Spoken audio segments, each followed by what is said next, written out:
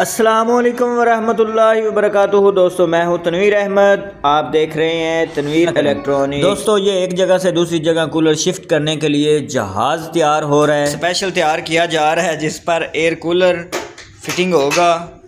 सबसे पहले दो फटियां ये लगाई हैं, एक लोहे की पतरी नीचे है, ऊपर लकड़ी का है, इसको मजबूत किया और इसको अब ये देखें, इसको हम हिलाते हैं तो पूरा स्कूटर हिलता है।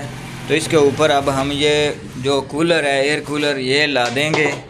ये बंदा है जो फिटिंग कर रहा है और चौधरी तनवीर अहमद का मशवरा है, तो इंशाल्लाह ये कामयाब हो जाएगा। ये देखें, इसको 2 सूतर नट बोल्ट से टाइट किया जा रहा है कि इसका जो वज़न है वो पड़े तो ख़राब ना हो। बैठ जाए तो ये पीछे कूलर, आगे बंदा, आगे बंदा और आगे बंदा, तो ये भी करेगा इंशाल्लाह।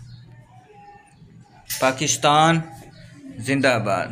अब हमने इसको रस्सियों के साथ बांध देना है ताकि हवा का प्रेशर इस पर पड़े तो ये गिरे ना और साइडों पर ये डोला भी ना मारे।